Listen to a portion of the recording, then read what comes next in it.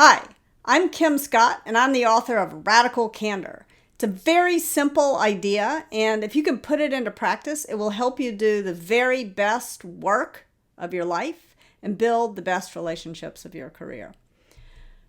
All I mean by radical candor is care personally and challenge directly at the same time. Why is that so complicated? To explain why, I'm going to offer you a radical candor framework, a 2x2 framework. All of life's hardest problems really can be boiled down to a good 2x2 framework. Care personally, challenge directly. Let's take each dimension in turn. First of all, care personally.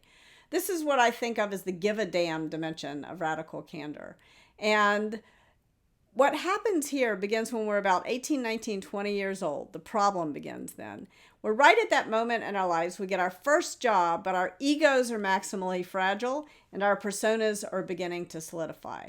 And right at that moment, someone comes along and says, be professional. And for an awful lot of us, we sort of translate that to mean to leave your emotions, leave your true identity, leave your humanity, leave everything that's best about you at home and show up at work like some kind of robot.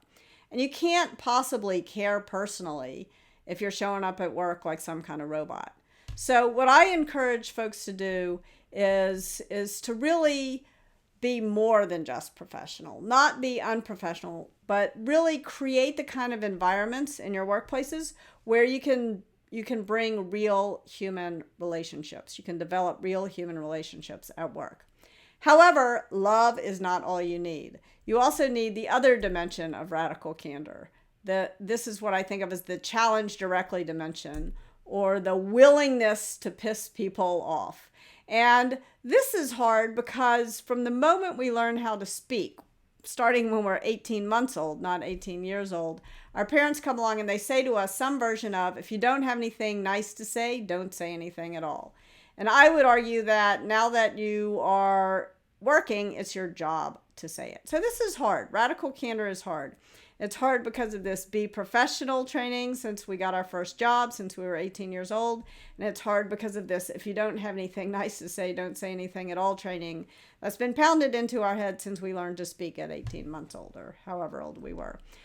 One of the things that I've done to try to make it a little bit easier is to give a name to what happens when we fail on one dimension or another, which we all do multiple times a day.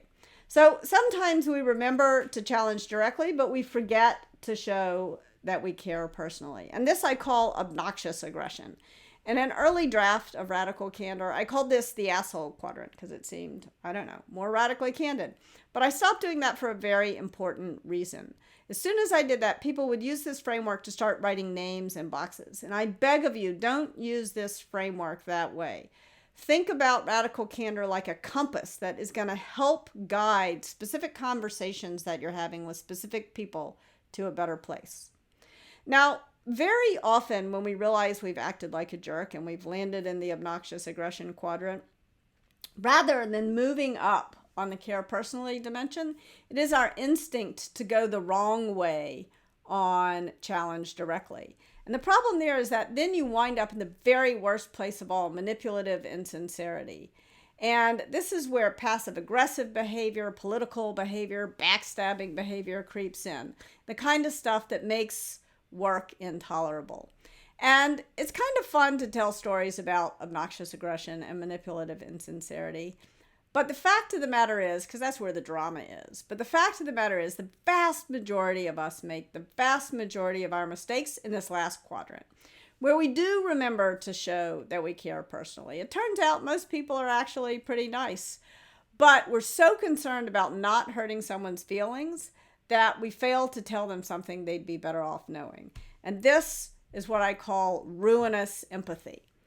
So one of the things that I want to do in the next couple of seconds is just offer you an order of operations. How can you begin to put these ideas into practice? Start by soliciting radical candor, especially soliciting criticism. Don't dish it out until you prove that you can take it. So you want to solicit first. Now you're in a better place to start giving radical candor. And remember, radical candor is just as much about praise, even more about praise, than it is about criticism. You want to focus on the good stuff, but you don't want to ignore problems either. So that's giving radical candor. Now, in order to make sure that these conversations are good, the next thing you need to do is to gauge it. If there were an objective measure of radical candor, I could just post on a blog post somewhere what the right words are, but there aren't necessarily right words. What you need to do is understand how what you are saying lands for the other person. So radical candor gets measured not at the speaker's mouth, but at the listener's ear. So if the person is upset, if they're angry, if they're sad, that's your cue to attend to the care personally dimension of radical candor, to understand the human need behind the upset. But if the person just isn't hearing you, which actually, even though you fear the strong emotions, what usually happens is you work up your courage to say something and then the person doesn't even hear you. When they don't hear you, that's your cue to move out on the challenge directly dimension of radical candor. And last but not least, encourage it. All too often, one person who we know comes and starts talking to us badly about another person who's not in the room. And it's tempting to listen. It's tempting to think that you're being an empathetic colleague, an empathetic friend to listen. This is the one time when listening is not your friend. All you're doing is stirring the political pot. When that happens, the thing to do is to encourage that person to go talk to the person with whom they're having the problem, the conflict. So encourage radical candor. Thank you so much for your time. Go forth and be radically candid.